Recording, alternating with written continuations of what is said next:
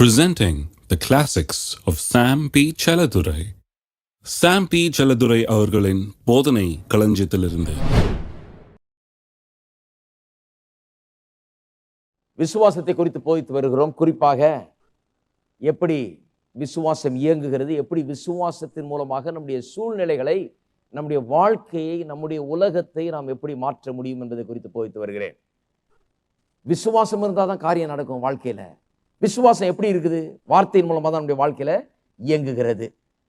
இதை இயேசு திட்டவட்டமாக காமிச்சார். வாழ்க்கையில விசுவாசம் எங்கே இல்லையோ அங்கே பெரிய கிரியைகள் எதுவும் நடக்கவே முடியாது. விசுவாசம் எந்த குடும்பத்தில் இல்லையோ, எந்த மனுஷனுடைய வாழ்க்கையில் இல்லையோ, அங்கே ஒன்றும் நடக்க, பெருசாக ஒன்றும் நடக்க முடியாது, பெருசாக ஒன்றும் எதிர்பார்க்க முடியாதெல்லாம் இயேசு திட்டவட்டமாக காண்பித்தார். முதலாவது ஒரு காரியத்தை உங்களுக்கு காண்பிக்க போகிறேன். இயேசுவே தம்முடைய சொந்த பிறந்த ஊர்லேயே, நாசரேத்திலேயே பெரிய காரியங்கள் அதிகமாக ஒன்று செய்ய முடியாமல் போயிற்று. ஏனென்று சொன்னால், அங்கே இருந்த சொந்த ஊர்க்காரர்கள், இவருடைய சொந்தக்காரர்கள், இனத்தாரெல்லாம் அவிசுவாசத்தால் நிறைந்திருந்தார்கள். வார்த்தைகள்லாம் தேவனுக்கு எதிரான வார்த்தைகளாக இருந்தது, சந்தேகத்தின் வார்த்தைகளாக இருந்தது, விசுவாசத்தின் வார்த்தைகளாக இல்லை. வாசிப்போம். மத்தேயு எழுதின சுவிசேஷம் 13ஆம் அதிகாரம் 12 தான் இதை ஒரு பெரிய போதனையை கொடுக்கிறார். என்ன போதனை? இருதயத்தின் நிறைவினால் வாய் பேசுன்னு சொல்லி, எப்படி நல்ல இருதயத்திலிருந்து நல்ல காரியங்கள் வெளியே வருது, பொல்லாத இருதயத்திலிருந்து பொல்லாத காரியங்கள் வெளியே வருது. மனுஷர் பேசும் வீணான வார்த்தைகள் ஒவ்வொன்றுக்கும் ஒரு நாளில் கணக்கு ஒப்புவிக்க வேண்டும். உங்கள் வார்த்தைகள்னாலே நீங்கள் நீதிமான் என்று தீர்க்கப்படுகிறீர்கள், உங்கள் வார்த்தைகள்னாலே நீங்கள் குற்றவாளி என்று தீர்க்கப்படுகிறீர்கள் சொல்லி வார்த்தையை பற்றி ஒரு பெரிய போதனை கொடுக்குறார் பாருங்க. கொடுத்துட்டு அடுத்த அதிகாரத்தில் நாம் வாசிக்கிறோம்.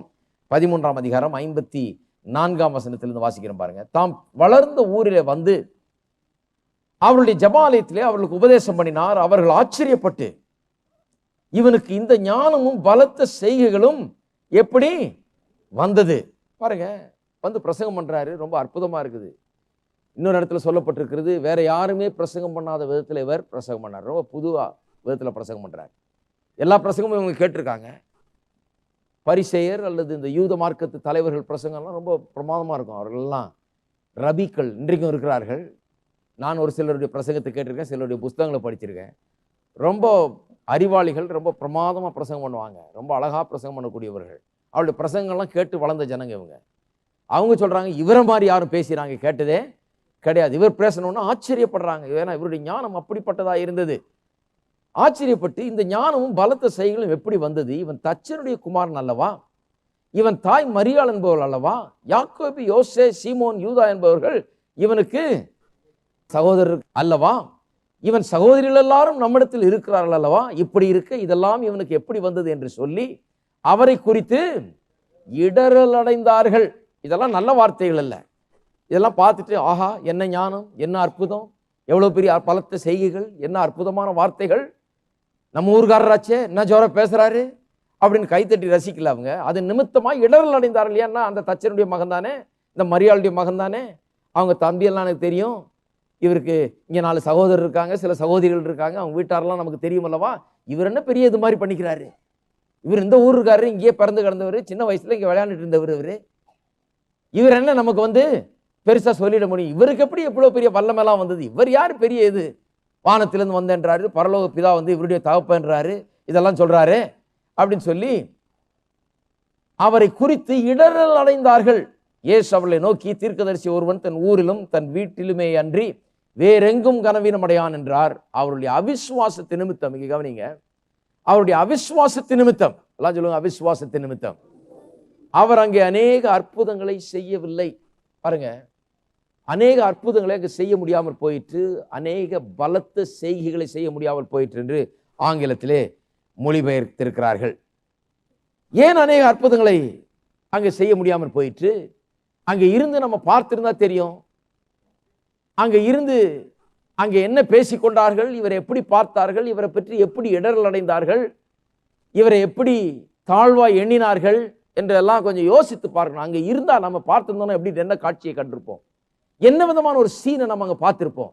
ஒரு மனுஷன் தன்னுடைய சொந்த ஊருக்கு வர்றாரு, பிறந்து வளர்ந்து ஓடி ஆடி விளையாண்ட இடத்துக்கு வர்றாரு, அங்கே வந்து நின்று கொண்டு அவர் பேசுகிறார். அவருடைய ஞானம் அவர்களை வியக்க வைக்கிறது. அவருடைய அற்புத செயல்களை குறித்து அவர்கள் கேள்விப்பட்டிருக்கிறார்கள். ஆனால் அதையெல்லாம் பார்த்த பிறகு கூட அவர்கள் இடரல் அடைகிறார்கள். கேள்விப்பட்ட பிறகு கூட அவர் நிமித்தமாக இடரல் அடைகிறார்கள். அவருடைய அவிசுவாசம் பலத்த செய்கைகள் அவர்கள் மத்தியிலே நடக்காதபடிக்கு தடுத்து நிறுத்திவிட்டது. என்ன ஒரு சோகமான ஒரு சம்பவம் பாருங்க. தேவாதி தேவன் வானத்தையும் பூமி உண்டாக்கின கர்த்தர் அங்க வந்திருக்கிறாருங்க. அவங்க வீட்டை தேடி வந்திருக்கிறார், அவங்க ஊரை தேடி வந்திருக்கிறார். எல்லாவற்றையும் உண்டு பண்ணின தேவன். நாசரேத்து ஊருக்காரர் இவரு, நாசரேத்துக்கே வந்திருக்கிறாரு. என்ன வேணாலும் கேட்டு பெற்றுக்கொள்ளலாம், யார் வேணா சுகமாகலாம், யார் வேணா வந்து அற்புதங்களை பெற்றுக்கொள்ளலாம். நம்ம ஊருக்காரர் உரிமையோட போய் கேட்டு எனக்கு ஜெபம் பண்ணுங்கய்யா, எனக்கு ஏன் பிசாசை வரட்டுங்க, ஏன் வியாதியை வரட்டுங்க, எனக்கு சுகத்தை கொண்டு வாங்க, என்னுடைய விடுதலை தாருங்கன்னு கேட்டுக்கலாம், பெற்றுக்கொள்ளலாம். ஆனாலும் அவர்கள் தேவனுடைய பலத்த செய்கைகளை நடக்காதபடிக்கு தடை செய்து விட்டார்கள். அந்த ஊர்ல தேவனுடைய பெரிய அற்புதங்கள் ஒன்றையும் அவர் செய்ய கூடாமற் போயிற்று என்று வேத வசனம் சொல்லுகிறது. அற்புதங்களை அவர் செய்யவில்லை. he could not do என்ற வருது ஆங்கிலத்தில்.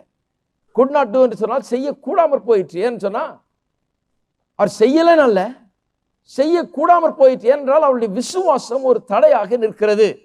வாசிப்போம் இன்னொரு வசனம், லூக்கா 4:22. எல்லாரும் அவருக்கு நற்சாட்சி கொடுத்து அவருடைய வாயிலிருந்து புறப்பட்ட கிருபை உள்ள வார்த்தைகளை குறித்து ஆச்சரியப்பட்டு, இவன் யோசேப்பின் குமாரன் அல்லவா என்றார்கள்.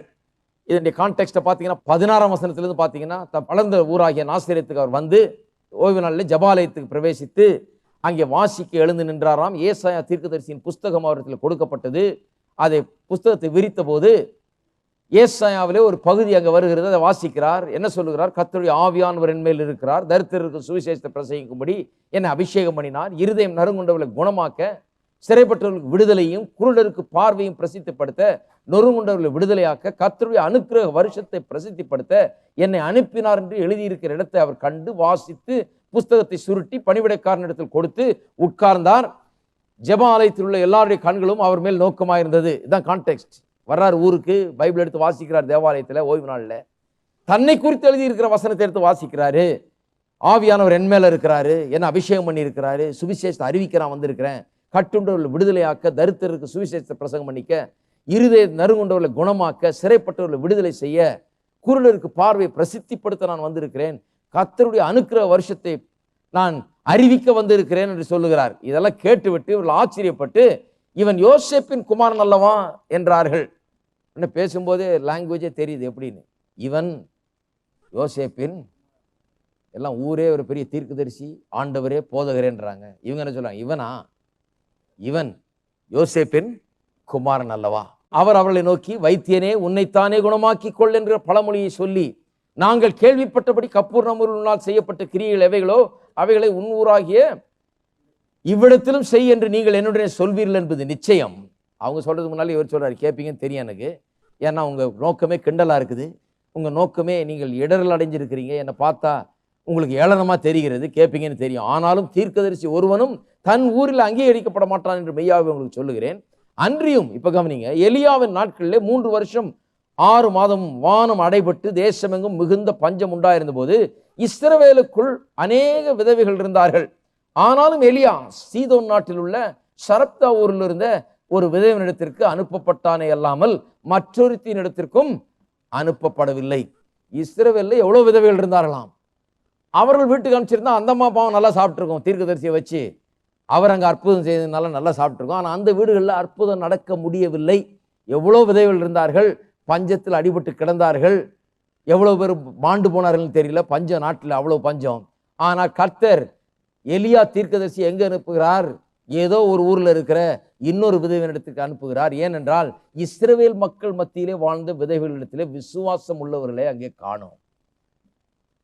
நல்லா கவனிக்க வேண்டும் என்று விரும்புகிறேன். விசுவாசம் இல்லை என்றால் கதவை அடைத்து விடுகிறோம் தேவனுடைய அற்புதங்களுக்கு. தேவனுடைய அற்புதங்கள் நம்முடைய வாழ்க்கையில் நடக்காதபடிக்கு கதவை சாத்தி விடுகிறோம். தேவாதி தேவனே நம்ம வீட்டுக்கு வந்து அற்புதத்தை செய்யறனார்னா கூட செய்ய முடியாமற் போய் விடுகிறது. ஏன் என்று சொன்னால் அவர்களுக்கு விசுவாசம் இல்லாத நிலையில் இருக்கிறார்கள், அவங்களுக்கு ஏற்றுக்கொள்ள முடியல. அநேகர் இன்றைக்கு அப்படி இருக்கிறாங்க பாருங்க. இன்னொரு உதாரணம் சொல்றார். அல்லாமலும் எலிசா தீர்க்கதரிசியின் காலத்திலே இஸ்ரவேலுக்குள்ளே அநேகம் குஷ்டரோகிகள் இருந்தார்கள். ஆயினும் சீரியா தேசத்தனாகிய நாகமானை அல்லாமல் அவர்களில் வேறொருவனும் சுத்தமாக்கப்படவில்லை என்று சத்தியத்தின்படியே உங்களுக்கு சொல்லுகிறேன். இன்னொரு பயங்கரமான உதாரணம். இஸ்ரவேல் ஜனத்தார் மத்தியிலே எவ்வளவு குஷ்டரோகிகள் இருந்தார்களாம். ஆனால் அதுல ஒருத்தன் கூட குணமாகலையா எலிசா காலத்துல. ஆனா வெளியூர்காரன் ஒருத்தன், அந்நியன் ஒருவன், இஸ்ரவேல் மக்களோட சேராத ஒருத்தன், அந்நியன் ஆகாதவன் ஒருத்தன், அவன் அவ்வளவு தூரம் பயணத்தோடு இஸ்ரவேலுக்குள்ள ஒரு தீர்க்கதரிசி இருக்கிறாராமன்னு கேள்விப்பட்டு, யாரோ ஒரு பெண் சொன்னதை வச்சு அங்க கேள்விப்பட்டு அந்த தீர்க்கதரிசியின் வார்த்தைகளை கேட்டு அதன்படி செய்து அவன் சுகமானான்.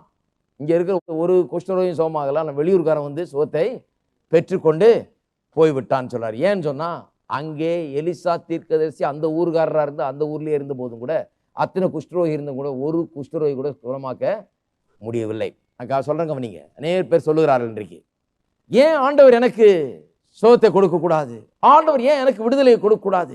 சில சொல்றாங்க, ஊழியக்காரர்களை பார்த்து, ஐயா உங்களுக்கு வல்லமை இருந்தால், நீங்க கடவுளுடைய தாசனா இருந்தால், தேவனுடைய வல்லமையுள்ள தாசனா இருந்தால், சக்தி மிக்க சாமியாரா இருந்தால், உங்கள்கிட்ட சக்தி இருக்குமானால், உங்களிடத்துல ஏதாவது வல்லமை இருக்குமானால், பலன் இருக்குமானால், நீங்கள் என்னை சுகமாக்கலாம் அல்லவா, நீங்கள் எனக்கு அற்புதம் செய்யலாம் அல்லவா, நீங்கள் எனக்கு ஏதாவது ஒன்று செய்யலாம் அல்லவா.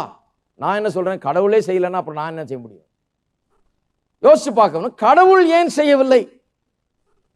அதுதான் இங்க சொல்லி இருக்குது. நாம என்ன சொல்றோம், ஒரு மனுஷன் அந்த ஆள்கிட்ட சக்தி இருந்தால் அந்த ஆள் ஏன் செய்யக்கூடாது? நான் என்ன சொல்றேன், எந்த ஆளும் உங்களுக்கு தேவையே கிடையாது. உங்களுக்கு அற்புதம் நடக்க வேணும்னா எந்த ஆளும் உங்களுக்கு எந்த தெய்வம் தேவையே கிடையாது. தேவாதி தேவன் கர்த்தாதி கர்த்தன் உங்கள் பட்சத்தில் இருக்கிறார். உங்க ஊருக்கு இருக்கிறாரு. இதே சென்னைப்பட்டினத்தில் நீங்கள் காதுகள் கேட்கும்படியாக இந்த வார்த்தைகள் பேசப்படுகின்றன. உங்களுக்கு அற்புதம் செய்ய அவர் வந்திருக்கிறார். எத்தனை கதவுகள் திறந்திருக்கிறது, எத்தனை வாசல்கள் திறந்திருக்கிறது, எத்தனை உள்ளங்கள் அவரை வரவேற்கக்கூடியதாக இருக்கிறது. அவரே செய்யலைன்னா எந்த ஒரு பிரசங்கியாரும் நமக்கு செய்ய முடியும்? எந்த ஒரு பிரசங்கியாரும் செய்ய முடியாது. இயேசுவே நாசரேத்தூருக்கு போய் அங்கேயே செய்ய முடியலன்னா அப்ப என்ன அர்த்தம்? அவிசுவாசம் அவ்வளவு பெரிய ஒரு சக்தியாய் இருக்கிறது. தேவனுடைய ஆசீர்வாதங்களை தடுத்து நிறுத்த கூடியதாக இருக்கிறது. அநேகருக்கு இன்றைக்கு தேவனுடைய அற்புதங்கள், தேவனுடைய ஆசீர்வாதங்கள் கிடைக்க முடியாத நிலையில் இருக்கிறது. ஏனென்றால் தேவனுடைய ஆசீர்வாதங்களை அவர்கள் தடுத்து நிறுத்துகிறார்கள். அங்க பாத்தீங்கன்னா அவருடைய அவிசுவாசம் எங்க விளங்குகிறது, எங்க தெரிகிறது பாருங்க, அவருடைய பேச்சுல தான் தெரியுது. விசுவாசம் எப்படி தெரியும்? வார்த்தையில தான் தெரியும். ஒரு மனுஷனுக்குள்ள விசுவாசம் இருக்கிறதா எப்படி தெரியும்? இருதயத்தின் நிறைவினால் வாய் பேசும். உள்ள என்ன இருக்குதோ அது வாயில வந்துடும். உள்ள விசுவாசம் இருந்தா வாயில விசுவாசம் வரும். எப்போது நெகட்டிவா பேசுற ஆள் பாருங்க, விசுவாசம் உள்ள இல்லைன்னு அர்த்தம். தோல்வியை பேசுற ஆள் பாருங்க, உள்ள விசுவாசம் இல்லைன்னு அர்த்தம். குறைச்சலை பேசுற ஆள் பாருங்க, உள்ள விசுவாசம் இல்லைன்னு அர்த்தம். அவர் சட்டையெல்லாம் கரெக்டா போட்டிருக்கலாம், எல்லாம் கரெக்டா இருக்கலாம், முடி கரெக்டா வெட்டியிருக்கலாம், பார்க்கறதுக்கு கரெக்டா இருக்கலாம், எல்லாம் கரெக்டா இருக்கலாம். ஆனா வாய் பேச்சு சரியா இல்லைன்னா உள்ள விசுவாசம் இல்லை என்கிறது விளங்கினார். சில சொல்றாங்க, சட்டையை பார்த்தே தெரியுது அவர் கடவுளுடைய மனுஷன் என்று தெரிகிறது, தாடியை பார்த்தே தெரியுது அவர் கடவுளுடைய மனுஷனா தான் இருக்கணும். இயேசுவ மாதிரியே தாடி வச்சிருக்கிறார். தாடி எப்படி இருந்தாலும் சரி, சட்டை என்னவா இருந்தாலும் சரி, வாயில வார்த்தை சரியில்லைன்னா உள்ளத்துல சரியான சரக்கு இல்லைன்னு அர்த்தம். இருதயத்தின் நிறைவினால் வாய் பேசும். அப்ப உள்ள விசுவாசம் இருந்ததுன்னா வாயில தான் வருது.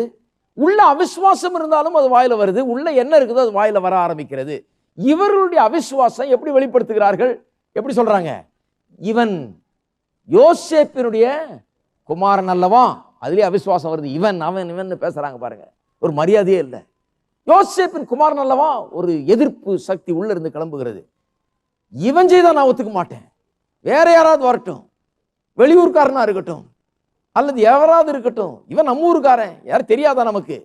யோசேப்பின் குமாரன் அல்லவா, இவனுடைய சகோதரன்லாம் தெரியாதா, இவனுடைய சகோதரி எல்லாம் தெரியாதா, இவன் யாரும் நமக்கு தெரியாதா? இவனுடைய வார்த்தைகளிலே தான் அவிசுவாசத்தை அவர்கள் வெளிப்படுத்துகிறார்கள். இயேசு வித்தியாசமானவராக அவர்களுக்கு காணப்பட்டார். நான் சில நேரத்தில் நினைக்கிறது, அந்த இடத்துல இருந்து பார்த்துருந்தா வேடிக்கையா இருந்திருக்கும். ஏன்னா இவர் போய் என்ன பிரசங்கம் பண்ணியிருப்பாரு? பரிசேயர்லாம் ஒரு மாதிரி பிரசங்கம் பண்றாங்க. அவங்க மத போதனைகள் பாருங்க, என்ன உடுத்தணும், என்ன சாப்பிடணும், என்ன எப்போ உபவாசம் இருக்கணும், எப்போ இது, அதான் போதனை. அவங்க போதனையே எல்லாம் அதில் தான் இருக்குது. எப்படி உட்காரணும், எப்படி ஏந்திரிக்கணும், எப்படி கால் கழுவணும், எப்படி கை கழுவணும், என்ன சாப்பிடலாம், என்ன சாப்பிடக்கூடாது, என்ன இடத்துல ஜபாலயத்துக்கு போகணும், எப்படி உபவாசம் கிடக்கணும், எப்படி இப்படி பண்ணணும், இதுதான் போதனையே பாருங்க. இவர் போனார், இவர் அதெல்லாம் ஒன்றும் டச் பண்ணவே இல்லை. இவர் பாட்டுக்கு வேற மாதிரி பிரசங்கம் பண்றாரு. இவர் எப்படி பிரசங்கம் பண்ணியிருப்பாரியான்னு கேட்கலாம். நீங்க எப்படி பிரசங்கம் பண்ணாருன்னா உதாரணமே இருக்குது. மலை பிரசங்கத்தை வாசித்து பாருங்க, என்ன அருமையா இருக்குது.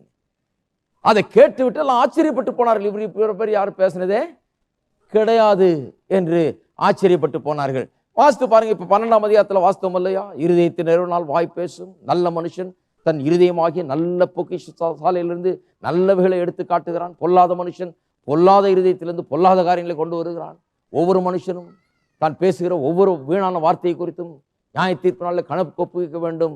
உன் வார்த்தைகள்னாலே நீ நீதிமான் என்று தீர்க்கப்படுகிறாய், உன் வார்த்தையினாலே நீ குற்றவாளி. இப்படியெல்லாம் இதெல்லாம் இந்த சப்ஜெக்ட்லாம் வரவே வராது. பரிசேயர்கள்கிட்ட இந்த சப்ஜெக்ட்லாம் வராது. இந்த யூத மார்க்க போதனைகள்ல ஒரு ரிலிஜியஸ் டீச்சிங் ஒழிய இப்படிப்பட்ட சப்ஜெக்டே வராது. அப்புறம் அப்படியே டீச் பண்ணிட்டே போயிட்டு இன்னும் கொஞ்சம் டீச் பண்ணியிருப்பாரு. என்ன சொல்லியிருப்பாரு? எவனாகிலும் இந்த மலையை பார்த்து நீ பெயர்ந்து சமுத்திரத்தில் தள்ளுந்து போ என்று சொல்லி உடனே சொல்லி பார்த்தியா தப்பான உபதேசம். நான் யோசிப்பேன் சில நேரத்தில், அந்த ரூம்ல ஒரு செவுத்துல ஒரு ஈ மாதிரி நம்ம போய் உட்காந்துக்கிட்டு அப்படியே கேட்டிருந்தா எவ்வளவு நல்லா இருந்திருக்கும் இவங்கெல்லாம் பேசுறது. அல்லது ஒரு ஜன்னல்ல குருவி மாதிரி உட்காந்துக்கிட்டு இவங்கெல்லாம் பேசுறது என்ன, இவங்க எப்படி முடிக்கிறாங்க பேசுறாங்கன்னு பார்த்தா எவ்வளவு நல்லா இருக்கும்னு. பார்க்க வேண்டியதில்லை, இங்கே இருக்கு பைபிள்ல. அங்க போகவே வேண்டியதில்லை, இங்கே பைபிள்லேயே சொல்லப்பட்டிருக்கு. அவர் சொல்றாரு, எவனாகிலும் இந்த மலையை பார்த்து பேர்ந்த சமுத்திரத்திலே தள்ளுண்டு போன்னு சொல்லி தன் இருதயத்தில் சந்தேகப்படாமல் விசுவாசித்தால் அவன் சொன்னபடியே ஆகும். ஆதலால் நீங்கள் ஜெபம் பண்ணும்போது எவைகளை விரும்பி கேட்டுக்கொள்கிறீர்களோ அவளை பெற்றுக்கொள்வோம் என்று விசுவாசியுங்கள், அப்பொழுது அவைகள் உங்களுக்கு உண்டாகும். இதெல்லாம் கேட்டதே இல்லை அவங்க.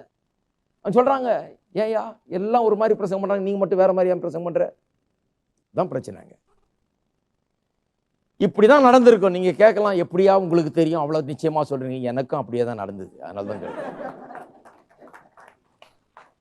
எல்லாம் ஒரு டைப்ல பிரசங்கம் பண்றாங்க. நான் வந்தப்பதான் பிரச்சனை ஆயிடுச்சு பாருங்க. எல்லாம் சொல்றாரு ஒருத்தர், பாருங்க எல்லாரும் கேட்டு பாருங்க, அவங்க ஒரு மாதிரி இருக்கும். இந்த ஆளை கேட்டு பாருங்க, இவர் வேற மாதிரி, இவர் ரூட்டே வேற. அதனால எனக்கு சந்தேகமா இருக்குது, இவர் ரூட் வேறையா இருக்குது. இவர் அதெல்லாம் பற்றி பிரசங்கம் பண்ணல பாரு, இவர் அதெல்லாம் தொடவே மாட்டேங்கிறாரு சொல்றாரு ஒருத்தர். இவர் பிரசங்கம் வேற மாதிரி இருக்குது. இயேசுடைய பிரச்சனை அதுதான். இவர் பிரசங்கம் வேற மாதிரி இருக்கு, சப்ஜெக்டே வேற மாதிரி இருக்கு. மலையை பார்த்து பெயர்ந்து சமுத்திரத்தில் தள்ளுண்டு போட்டு சொன்னால் சொன்னபடி ஆகும். என்ன சொல்றியோ அப்படி ஆகும். ஜெபம் பண்ணும்போது சொல்லு, அப்ப என்ன வேணும்ன்றது சொல்லு, என்ன நடக்கணும்ன்றது சொல்லுது அப்படின்னு பேசுகிறாரு. பேசும்போது இவரை கல்லெறிஞ்சு கொல்ற அளவுக்கு அவங்களுக்கு கோபம் வருது. ஏன்னு சொன்னா அப்படி பேசுறாரு. அவருடைய சொந்த ஊர்ல அற்புதம் நடக்க முடியல. கேட்டா விளக்கம் சொல்றாரு, எலியா தீர்க்கதரிசி காலத்தில் அப்படிதான் நடந்ததுன்றார். அவங்க ஊர்ல அவ்வளவு விதவைகள் இருந்தாங்க. ஆனா வெளியூர்காரி வீட்டுக்கு தான் தேவன் அனுப்பிச்சாரு தீர்க்கதரிசி. ஏன்னா அந்த அம்மா தான் விசுவாசிக்கிறதுக்கு ரெடியா இருந்தாங்க. எத்தனை குஷ்டரோகி இருந்தான், ஆனால் வெளியூர்காரன் தான் வந்து சோத்தை பெற்றுக்கொண்டான். ஏனென்றால் அவிசுவாசம் என்கிறது தேவனுடைய ஆசீர்வாதங்களை தடை செய்து விடுகிறது. அப்ப பாருங்க, நான் இன்றைக்கு கேட்கிறேன், உங்களுடைய எத்தனை பேருடைய வாழ்க்கையில உங்களுடைய ஆட்டிடியூட், உங்களுடைய எண்ணங்கள், உங்களுடைய வார்த்தைகள், உங்களுடைய சந்தேகங்கள், ஏற்றுக்கொள்ளாத ஒரு மனப்பான்மை எப்படி தேவனுடைய அற்புதங்களை அது தடை செய்கிறது என்பதை எண்ணி பாருங்கள். அற்புதம் ஏன் நடக்கலன்னு கேட்டுக்கொண்டிருக்கிறோம். நான் சொல்லுகிறேன், ஏன் நடக்கலன்னா நம்முடைய உள்ளங்கள் அதுக்கு ஆயத்தமா இல்லை, அதுக்கு திறந்ததா இல்லை. நம்முடைய நாவு அதுக்கு எதிராக பேசி கொண்டிருக்கிறது. நாவு அவிசுவாசத்தையே பேசிக்கிட்டு இருக்கிறப்ப நல்ல காரியங்கள் நடக்கிறது ரொம்ப கஷ்டம். அதுதான் நான் சொல்ல வருகிறேன். நான் கண்ணீர் விட்டு கதறி எப்படியாவது பெற்று, நீ எத்தனை கண்ணீர் விட்டு கதறினாலும் நாக்க சரி பண்ணலன்னா அற்புதம் நடக்கிறது கஷ்டம். நாவை சரி பண்ணவில்லை என்றால் நல்ல காரியங்கள் நடக்கிறது கஷ்டம். நான் என்ன கண்ணீர் விட்டு கதறினாலும், நான் என்ன கெஞ்சினாலும், என்னுடைய நாவை சரி பண்ணாதான், என் நாவின் மூலமா தான் நான் விசுவாசத்தை வெளிப்படுத்துகிறேன். என் நாவை சரி பண்ணாதான் என்னுடைய வாழ்க்கையில நல்ல காரியங்கள் நடக்க முடியும். அப்ப என்னுடைய வாழ்க்கையில இன்று முதல் ஒரு வித்தியாசத்தை நான் காண வேண்டும் என்று சொன்னார். இன்னையிலிருந்து என்னுடைய வாழ்க்கையில் ஒரு மாற்றம், ஒரு திருப்பு முனை ஏற்பட வேண்டும், ஒரு நல்ல பாதையில் என்னுடைய வாழ்க்கையை செல்ல வேண்டும் என்று சொன்னால் நான் என்ன பண்ணணும்? முதல்ல இந்த நாஸ்திரேத்தூரானாகி இயேசு நாஸ்திரேத்துக்கு போனப்ப அந்த ஜனங்கள் நடந்து கொள்ள மாதிரி நடந்து கொள்ளக்கூடாது. இந்த இயேசுவை என்னுடைய உள்ளத்திலே நான் முதலாவது வரவேற்க வேண்டும். என்னுடைய உள்ளத்தை நான் அவருக்கு திறந்து கொடுக்க வேண்டும். இயேசுவே என் உள்ளத்தில வாரும், என்னுடைய உள்ளத்தில உமக்கு நான் இடத்தை கொடுக்கிறேன் என்று சொல்லி நம்முடைய உள்ளத்தை திறந்து கொடுக்க வேண்டும். உள்ளத்தை திறந்து கொடுத்திருக்கீங்களா? எத்தனை பேர் திறந்து கொடுத்திருக்கீங்க உள்ளத்தை? இன்றைக்கு ஏற்றுக்கொண்டிருக்கீங்களா ஆண்டவரை? உள்ளத்தை நாம் திறந்து கொடுக்க வேண்டும். அவருக்கு உள்ளத்திலே இடத்தை கொடுக்க வேண்டும். உள்ளத்தை திறந்து கொடுத்து உள்ளத்தில் இடம் கொடுக்கிறது மட்டுமல்ல, அதுக்கப்புறம் ரட்சிக்கப்பட்ட பிறகு, ரட்சிக்கப்பட்ட விசுவாசிகளுக்கு சொல்றேன், அவருடைய வார்த்தைக்கு வாயிலே இடத்தை கொடுக்க வேண்டும். இது ரெண்டும் நடக்காம நம்முடைய வாழ்க்கையில ஒரு திருப்பு முனை ஏற்படுத்தவே முடியாது, மாற்றத்தை ஏற்படுத்தவே முடியாது. நம்ம என்ன தலையில நின்னாலும் அதை ஏற்படுத்தவே முடியாது. அப்ப இயேசுவை ஏற்றுக்கொண்டு இயேசுக்கு உள்ளத்தில் இடம் கொடுத்த பிறகு நான் என்ன பண்ண வேண்டும்? அவருடைய வார்த்தைக்கு இடம் கொடுக்க வேண்டும். அவருடைய வாக்கு தத்தங்களை நான் பெரிதாக எண்ண வேண்டும். என்னுடைய சூழ்நிலையில பெரிதாக எண்ணுறதை நிறுத்திட்டு அவருடைய வாக்கு தத்தங்களை நான் பெரிதாக எண்ண வேண்டும். கிறிஸ்தவனாய் விசுவாசியாய் இருக்கிற நான் எப்போதும் குறை சொல்லிக்கொண்டே, புகார் கூறிக்கொண்டே, நிறைய பேர் ஜெபம் எல்லாம் பாருங்க புகார் சொல்ற மாதிரி, ஆண்டவரே அவர் சரியில்லை, இவர் சரியில்லை ஆண்டவரே, இது கொஞ்சம் கூட நல்லா இல்லை ஆண்டவரே. இதுதான் புகார், கம்ப்ளைனிங் ஸ்பிரிட். இது ஜெபமே கிடையாது. ஜெபம் என்கிறது வாயை திறந்து தேவனுடைய வாக்கு தத்தங்களை என் வாயில வைத்து நான் பேசுவதுதான் ஜெபம். உடைய வார்த்தை இப்படி கூறுகிறது, உடைய வார்த்தையில சொல்லி இருக்கிறபடியே எனக்கு செய்யணும், அப்படியே எனக்கு ஆக கடவுது, உடைய வார்த்தையின்படி எனக்கு ஆக கடவுது. அப்ப கிறிஸ்தவனா இருக்கிறவன் குறை சொல்லிக்கொண்டு புகார் சொல்லிக்கொண்டு முறுமுறுத்து கொண்டு இருக்கக்கூடாது. என்ன பண்ண வேண்டும்? பிரச்சனைகளை வாயில வைக்கிறதுக்கு பதிலாக வாக்கு தத்தங்களை வாயில வைத்து அவருடைய வாக்கு தத்தங்கள்லாம் என்னுடைய பிரச்சனைகளுக்கு பதிலாக இருக்கிறபடினாலே அந்த பதிலை நான் பேச ஆரம்பிக்க வேண்டும். இருக்கீங்களா? அப்பதான் என்னுடைய சூழ்நிலையை நான் மாற்ற முடியும். ஆகவே இன்றைக்கு தீர்மானிக்க வேணும். என்ன தீர்மானிக்க வேணும்? முதல்ல இயேசுவை ரட்சகராக ஏற்றுக்கொள்ள வேணும். அதுக்கு ஒரு தீர்மானம் தேவை. இந்த இயேசுக்கு நான் இடத்தை கொடுக்க போகிறேன். அநேகம் பேர் பாருங்க, இன்னைக்கு ஒருவேளை சும்மா வந்து இங்கே உட்காந்துருக்கலாம், யாரோ உங்களை கொண்டு வந்திருக்கலாம், ஏதோ எதேர்ச்சியா நீங்க வந்ததா நினைக்கலாம். ஆனால் தேவன் உங்களிடத்தில் வந்திருக்கிறார், உங்களை சந்திக்கும்படியாக தான் இங்கே கொண்டு வந்திருக்கிறார் கர்த்தர். இந்த வார்த்தைகளை நீங்கள் கேட்கும்படியாக தான் உங்களை கொண்டு வந்திருக்கிறார். இங்கே என்னத்துக்கு நீங்க கேட்கணும்னு அவர் விரும்புகிறார். அவருக்கு என்ன லாபம் அதுல? அவர் சொல்றாரு, உன்னை நான் நேசிக்கிறேன், உனக்கு உதவி செய்ய விரும்புகிறேன். அப்படியே உலகத்துல வாழ்ந்துகிட்டே இருக்காது, அப்படியே அலசரிப்பட்டுக்கிட்டே இருக்காது. இந்த கடல்ல காத்துல அடிபட்ட கப்பல் மாதிரி அப்படியே அலசரிப்பட்டுக்கிட்டே இருக்காது. உன்னுடைய வாழ்க்கையை எப்படி நடத்துகிறது என்பதை நான் கற்றுத் தருகிறேன். வா, என்னுடைய நுகத்தை எடுத்துக்கொள், அது சுலபமாயிருக்கிறது. என்னிடத்துல கற்றுக்கொள், வா, உனக்கு நான் காண்பிக்கிறேன் எப்படி நீ வெற்றிகரமா வாழ முடியும் என்பதை உனக்கு நான் காண்பிக்கிறேன்னு சொல்லி தான் இங்கே கொண்டு வந்திருக்கிறார் ஆண்டவர் உங்களை. இங்க வந்து நீங்க எதேர்ச்சியா உட்காரல, ஏதோ தட்டு மாதிரி இங்க வந்து உட்கார்ந்துடல.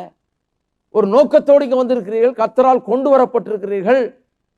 இந்த நாசரேத் ஊருக்காரனாகி இயேசு அந்த நாசரேத் ஊருக்கு போய் பிரசங்கம் பண்ணப்ப எப்படி அந்த ஜனங்கள் மத்தியில சென்றாரோ அதுபோல இங்கே நம் மத்தியில் அவர் வந்திருக்கிறார். அவர்கள் அவரை புறக்கணித்து விட்டார்கள், நீங்கள் அவரை ஏற்றுக்கொள்ளுங்கள். அங்கே அவர் அற்புதங்களை செய்ய முடியாமல் போயிற்று, இங்கே அவர் செய்வார்.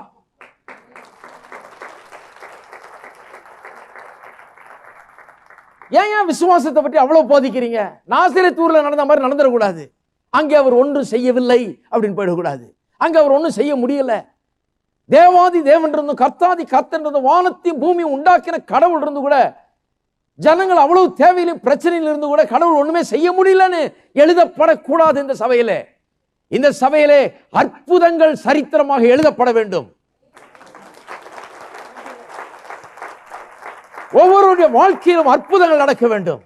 இது அற்புதத்தின் இடமாயிருக்கிறது. ஆனால் தான் விசுவாசத்தை பிரசங்கித்து வர்றேன். ஏனென்றால் அற்புதம் நடக்க வேண்டும். உங்களுடைய வாழ்க்கையில சரீரத்திலே சுகம் உண்டாக வேண்டும், வியாபாரத்திலே லாபம் உண்டாக வேண்டும், வெற்றி உண்டாக வேண்டும், கையின் பிரயாசங்களிலே ஜெயம் உண்டாக வேண்டும், குடும்ப நல்வாழ்வு உண்டாக வேண்டும், சமாதானம் உண்டாக வேண்டும். எல்லா விதத்திலும் ஆவியில், ஆத்மாவில், சரீரத்திலே, குடும்பத்திலே, பொருளாதாரத்திலே நன்மைகள் உண்டாக வேண்டும், விருத்தி அடைய வேண்டும், அற்புதங்கள் உண்டாக வேண்டும். ஆகவேதான் பிரசங்கம் பண்ணி கொண்டு வருகிறேன் விசுவாசத்தை பற்றி. அது நடந்து கொண்டிருக்கிறது. அற்புதங்களின் மேல அற்புதம் நடந்து கொண்டிருக்கிறது. வாழ்க்கையில அநேக வாழ்க்கையில ஒரு பெரிய திருப்பங்களை அனுபவித்து இருக்கிறார்கள் மக்கள் இங்க வர்றவங்க. ஏனென்று சொன்னால் அதுக்கு தான் சொல்லி தந்துட்டு இருக்கிறோம். நாசரேத் ஊர்ல நடந்த மாதிரி இங்க நடந்துடக்கூடாது. இயேசுவே ஊர் விசிட்டு வந்துட்டு இருக்கிறாரு, ஆனா அங்க ஒன்றும் செய்ய இல்லை. ஏன்னா முடியாமல் போயிட்டு அவிசுவாசம் அவ்வளவு தடையா இருக்குது. அவங்க வார்த்தைகள் அப்படியே சும்மா அள்ளி வீசுகிறார்கள் வார்த்தை. இவன் யார்? யோசேப்பின் மகன். இவன் அவனுடைய அண்ணன் தானே. இவன் தம்பிகள்லாம் நமக்கு தெரியாதா? தங்கச்சிகள்லாம் நமக்கு தெரியாதா? இவன் யாருன்னு நமக்கு தெரியாதா? இந்த வார்த்தைகள், வெறுக்கிற வார்த்தைகள், சந்தேகத்தின் வார்த்தைகள் தேவனுடைய அற்புதங்களை தடை செய்து நிறுத்திவிட்டது. நம்முடைய வார்த்தைகள் அற்புதங்களை அப்படியே அட்ராக்ட் பண்ணுகிறது.